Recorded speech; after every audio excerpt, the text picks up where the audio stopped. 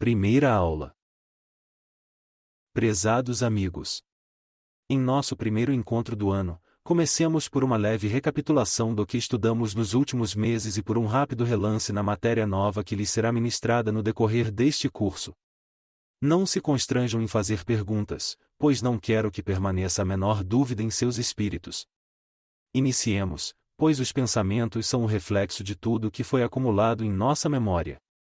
Os sentidos são os veículos ou os canais por onde nossa memória absorve toda a nossa razão, de expressão material, de nossa existência, e aí, em função de nossa concentração interiorizada sobre a memória, o raciocínio passa a funcionar, a fazer escolhas, mediante análises e comparações. Não devemos dar crédito ao raciocínio sem o conhecimento total deste funcionamento. Inicia-se este conhecimento quando aprendemos que só pensamos no presente, como tal começamos a nos tornar libertos. A seguir, devemos só pensar no que queremos e não fazer como é comum às pessoas que ignoram. Que fazem elas, professor? O que faz a grande maioria? Vivem dando crédito incondicional a tudo que aflora em sua tela mental como verdadeiros alucinados, aprisionados nas trevas da indecisão, do medo ou das ilusões. Mundo enganoso e triste o destes seres. Quando sentirmos que ainda nos falta o preliminar domínio sobre o nosso mundo mental, devemos exteriorizar nossa atenção, pelo processo da concentração exterior, não analisando o mundo que nos cerca. Esta prática nos proporciona calma e paz interior. Então, a seguir, devemos escolher o que queremos pensar, dando-lhe em razão da lógica o crédito que os pensamentos merecem. Tal prática robustece a nossa fé. Porquanto ter fé é ter certeza das coisas que pensamos e que fazemos em vista de nossas conclusões. Resumindo, o homem se descobre, ele deixa de ser o desconhecido que até então era para si próprio. Com a queda do véu de Ísis, a esfinge deixa de ser indecifrável. O homem ressuscita, e nasce de novo do ventre da mãe Kali, e identifica-se com o sorriso e a beleza da vida em todos os reinos da natureza. Ao pensarmos, querendo que se realize o que é construtivo, não devemos nunca nos esquecer de que acima da nossa, existe uma vontade que é soberana na sua essência. Devemos nos lembrar que o que desejarmos de bom para nós e para os outros, também a fonte da vida o deseja e quer que tal evento se realize, é como se fossem dois seres, pensando juntos, sincronizadamente. Isto é tudo na arte de criar o bem-estar próprio e, naturalmente, o dos outros, pois somos todos irmãos perante o Criador. Quando assim procedermos, sempre unidos, filho e pai, começará a surgir em nós a beleza que é a renúncia em favor dos outros. Então, o karma perde a sua ação sobre nós, e o dharma, dever, missão, tarefa, começa a despontar na nossa vida, e daí o sofrimento e a ingratidão humana já não nos envenenam com os seus espinhos. A vida já não nos pertence. Seres divinos confiam em nós, por isto, eles prestam toda sorte de assistência ao nosso trabalho, ainda que tenhamos de carregar o fardo das incompreensões e das injúrias, néctar abençoado que nos purifica e engrandece a alma. Então, nos conscientizamos da nossa eternidade, a morte passou a ser para nós um sonho infantil. Passemos agora às perguntas. Podem indagar o que quiserem. Professor, fale sobre as formas de manifestações da mente, naquela maneira simples e sintética que lhe é peculiar. Existem duas expressões de manifestação da mente. O eu exterior abriga o mundo das coisas terrenas. O eu interior exterioriza o mundo além da forma terrena, o mundo do silêncio e da paz, que irradia do nosso interior. Do nosso jardim interno. Professor, sabendo nós que metafísica é a ciência que estuda os enigmas do universo e do ser, conforme sua própria definição, seria interessante ouvirmos a palavra abalizada, de um metafísico sobre o tema sempre palpitante e controvertido, que é Deus.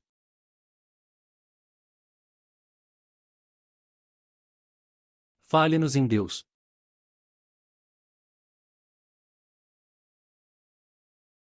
Que é que há? Não quer responder? Responda, professor. Acabo de lhes dar a resposta. Como? Já lhes falei em Deus. Mas o senhor nada disse. Silenciou. Que querem mais? Qual a melhor definição de Deus que o silêncio, ele que é o silêncio absoluto? Já não lhes disse que a linguagem dos deuses é o silêncio?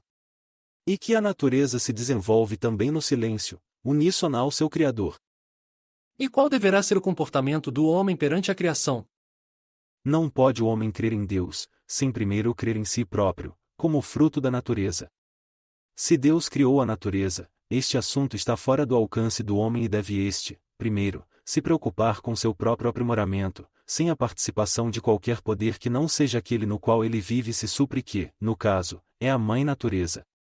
E como tal devemos praticar o bem, dentro dos planos da harmonia da criação. Ser bom é tudo, na nossa existência. Este ser bom, entendo que está mais ao nosso alcance do que o próprio Deus, que no curso da história da humanidade não tem sido outra coisa senão um meio de submissão do homem ao próprio homem. Na realidade, não está à mão o grande mistério que envolve a consciência universal. O intuito de solucionar este portentoso enigma tem dado origem às mais variadas especulações. Se Deus criou a natureza, e nós somos frutos dela, devem, logicamente existir em nós substâncias da natureza, como também uma contraparte nossa em Deus, cópia de tudo que foi criado, e quando tomamos conhecimento deste fato, passamos a ver em nosso semelhante o mesmo fruto da obra criadora de Deus, portanto, nos identificamos perfeitamente com esta contraparte que está em Deus. E passamos a compreender que ser bom é encontrar o seu próprio ser verdadeiro, que todos possuímos adormecido, a única forma de despertá-lo é promovermos a fraternidade, e assegurarmos o direito ao semelhante de viver feliz, participando com o seu próprio esforço para eliminar qualquer tipo de sofrimento ou privação. Outra pergunta? Professor, ver imagens na tela mental e pensar não é a mesma coisa? Não. Existe uma grande diferença entre pensar e ver imagens na tela mental.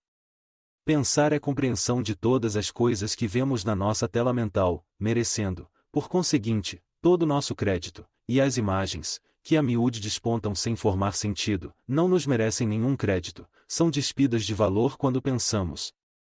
Nossos pensamentos levam o impulso da nossa vontade e, quando exteriorizados, sempre se relacionam com alguma coisa que desejamos. As imagens, portanto, que não se relacionem, ou não se identifiquem com os nossos desejos, não são nossas. Por isso não lhes devemos dar nenhuma atenção. Tais imagens só identificam com os pensamentos vagos, ou sejam, pensamentos projetados por terceiros, na categoria dos vagos. Ouçam bem. Estamos ligados à vida terrena em função de nossas necessidades materiais. Estas necessidades manifestam-se primeiro em nossa mente, em forma de imagens mentais, pensamentos, segundo os nossos desejos. Devemos verificar em nossos pensamentos a extensão dessas necessidades, e se realmente valem a pena a nossa atenção, ou nosso crédito, pois existe uma relação direta entre a nossa natureza e o que pensamos. A fé é o fruto da boa escolha. E por que não dizer que a boa escolha é o fruto da fé? Os nossos sentidos nos colocam no presente. A nossa memória nos situa no passado. Devemos nos colocar no presente, e pensar somente na realidade que nos cerca. A realidade afugenta os sonhos e as fantasias de nosso mundo mental e temos, como consequência, a paz e a tranquilidade mental dos nossos dias terrenos. Não analisem os pensamentos quando eles afluírem na sua tela mental, estando passivo. Criem pensamentos dando-lhes presença, estado ativo, deem-lhes vida e existência. Estamos onde pensamos. As pessoas são para nós o que pensamos a respeito delas. É o que eu poderia chamar de magia mental. Quando pensamos em alguém ou algo, esta pessoa, objeto, o que for que esteja no nosso enfoque mental, receberá no ato, a nossa natureza, força, e sentirá o que estamos pensando a seu respeito, bem ou mal, segundo o nosso estado de espírito. Este ser será atingido imediatamente. Existe uma relação íntima entre a nossa atenção e o que pensamos. Se pensamos em uma pessoa de bom caráter, entramos na faixa vibratória desta pessoa. Por quê? A frequência vibratória identifica-se entre as pessoas, e causa, às vezes, como fenômeno natural, a repulsa. Se pensamos ou queremos o contato com determinada pessoa, coisa, objeto, etc., basta querer esse contato, embora nem sempre tenhamos a imagem ou a forma daquilo com que queremos nos sintonizar. Ao fazermos contato mental com certas pessoas, e sentirmos angústia, depressão, como resultado desse contato devemos saber que fomos envolvidos pelo campo magnético, aura, desse infeliz ser com quem fizemos o contato.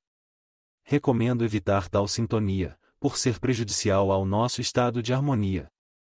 Para auxiliá-lo, devemos fazer o contato com a fonte da vida através da chamada de força, e pedir ajuda para esse sofredor mental. Existe uma profunda relação entre o que somos e o que pensamos. Os nossos pensamentos, as nossas emoções, projetam ao mundo exterior o que somos e o que sentimos, assim, contagiamos aos que nos cercam e também aos que pensam em nós. Podemos ler o mundo íntimo destes seres pela cor do campo magnético individual, e pela faculdade do sentir. A inveja, o ciúme, a ambição egoística, o ódio e a vingança, são estados opressores muito comuns na maioria das pessoas, daí, o cuidado conosco mesmos, para não darmos guarida a esses sintomas. Fujam, busquem morada na paz, ainda que seja preciso renunciar, o mundo das transições e das aparências. A paz, a harmonia íntima, são bênçãos divinas que nada na terra pode compensar, e tudo o que há de mais precioso que um ser possa adquirir no aprendizado da vida. Pode o Senhor nos dar, em termos práticos, uma regra de vida? Vivam em harmonia com a natureza e com as coisas em geral. Não imponham a ninguém as suas ideias, porque vocês também têm o direito de repudiar a ideia dos outros. Não distorçam os fatos, aceitem-nos com simplicidade. Pensem naquilo que vocês podem fazer, sabendo que pensar é uma faculdade dada a toda pessoa. As coisas revelam sua própria natureza e finalidade espontaneamente. Desnecessário é pensar sobre elas. Devemos deixá-las que venham a nós. E isso é tudo. Pois, nunca as julgamos, ou as comparamos na verdadeira fidelidade da coisa em si. Na comparação ou no julgamento que fazemos, estamos apenas acrescentando, e não, compreendendo a natureza do verdadeiro sentido de nossa atenção. Vejam que quando pensamos nos perdemos no mundo das imagens, nas suas particularidades, circunstâncias. Assim procedem todos os seres humanos. Analisam detalhadamente, estabelecem comparações, a isso, dizem que é pensar. E o resultado qual é? Qual a conclusão a que chegamos neste mundo analítico e especulativo da humanidade? Daí esta multidão de filósofos que tanto especularam sem mesmo conseguirem chegar às causas primeiras e últimas. Mas, então, o que devemos fazer? O que devemos fazer é deixar que as coisas nos mostrem a sua originalidade. Somos simples espectadores diante dos fatos, das coisas, enfim, da vida material em si. Só assim é que nos tornamos conhecedores dos fatos reais que a especulação não abarca. Vejam bem. Existe um vínculo entre as nossas emoções e os nossos pensamentos. Todo pensamento, toda imagem mental, exige de nós uma apreciação, uma análise, uma comparação ou uma conclusão. Tudo isto envolve o nosso esforço, o qual arranca de nosso ser, as nossas emoções. Entendo que a única forma de evitar tal prejuízo é não participar ou manter-se neutro ante o mundo abundante dos nossos pensamentos. Quando não participamos com a nossa apreciação, análise ou atenção, do confuso mundo mental, os pensamentos perdem a sua importância e se desfazem. Então, temos paz mental. Quando vocês pensarem, exteriorizem sempre as imagens que venham à sua mente, vejam-nas a um palmo do nariz, como se tais imagens fossem um conjunto alheio a vocês, ou seja, vocês são vocês, e os seus pensamentos, não. Eles são simplesmente agentes à parte, onde vocês são quem manda, e eles representam o papel na sua vida conforme lhes seja ordenado, como agentes exteriores, a seu serviço, no curso de sua existência. Mas, professor, nós nos desorientamos diante de tanto egoísmo, tanta incompreensão. Cada um só dá o que possui, ninguém dá mais do que possui. E diante de tanta dor, ouçam. É a dor que ensina a gemer. A cura é simples. Difícil é se meter num mundo emaranhado. A cura é um ato de amor. Como alcançar o que desejamos? Deus é tudo o que é, podemos alcançá-lo através de tudo que é natural, porque o natural é, e por isto não devemos procurar intervir naquilo que é, porque qualquer tentativa se tornará inútil. Quando quisermos alcançar qualquer sucesso, pedimos a essa força natural que, em si, é a suprema inteligência universal. Pedimos, isso é tudo. Peçam e aguardem. Não tentem dar ordens ou orientar o curso da lei divina. Pedir, sabendo pedir com naturalidade, é a chave do êxito. Algo mais querem indagar? Como é mesmo aquele exercício da vontade? Exercitem a sua vontade da maneira seguinte. Contem de 1 a 10, a seguir andem 15 passos e descubram que, seja qual for a sua decisão de fazer algo, esta decisão é um ato de vontade. Assim lhes será fácil determinar aquilo que vocês querem como um ato de vontade. Ensinei-lhes também outro. Parem de pensar. Contemplem, sintam a energia e o vigor que invadem o seu corpo. Quando estiverem com os pulmões cheios de ar, observem a sua respiração. O ar está impregnado de energia positiva, prana. Acreditem no vigor que penetra no seu corpo e ali se acumula, em maior quantidade, quando o pensamento para. Quanto maior for o vigor, maior é a força de vontade. Pensem no eu interno e no vigor, até ambos se confundirem. Mais uma palavra sobre os pensamentos. Pensem somente os seus pensamentos. Quando digo seus pensamentos, quero me referir aos pensamentos gerados pela sua vontade. Quando vocês tomarem qualquer decisão, aí então, aflorarão na sua tela mental os seus verdadeiros pensamentos. Quanto aos pensamentos que a miúde infestam a sua mente, coloquem-nos a 3 palmos do seu nariz, porque eles não são os seus verdadeiros pensamentos, são intrusos que somente servem para distrair, portanto, são prejudiciais a vocês. Voltaremos, ainda, muitas vezes, a esse tema e com diferentes exercícios. Terminadas as perguntas? Passemos então à aula de hoje. Nós, ao desejarmos adquirir um objeto, uma posição ou qualquer sucesso na vida, não medimos mãos nem recursos para alcançá-los. Uma vez de posse do alvo visado, tudo passa para plano secundário e tudo perde seu valor primitivo. Vivemos, assim, sempre em busca do que não possuímos, sem medirmos as consequências de nossos atos. A responsabilidade em resguardar o que nos foi conferido, já não entra na pauta de nossas preocupações. O sentido de posse fala muito alto, e a inveja, muitas vezes, funciona com requinte, no nosso afã de satisfazer nossas emoções e compensar nossas frustrações. Diante destas incontáveis lutas que as mais das vezes superam nossas forças, nessas ânsias e inquietações que envolvem nosso mundo individual, nessa busca incessante, esquecemos a posse do que há de mais precioso, nós mesmos. Ficamos, então, ocultos na existência terrena, como autênticos desconhecidos. Quando nosso melhor amigo, somos nós mesmos. Acreditamos que o mundo real é tudo aquilo que apela para os nossos interesses. E assim vivemos, meses, anos a fio, neste mundo alucinante, em torno do perecível e do transitório, enclausurados nas trevas de um túmulo, como sepultados vivos, sem jamais nos conhecermos a nós mesmos.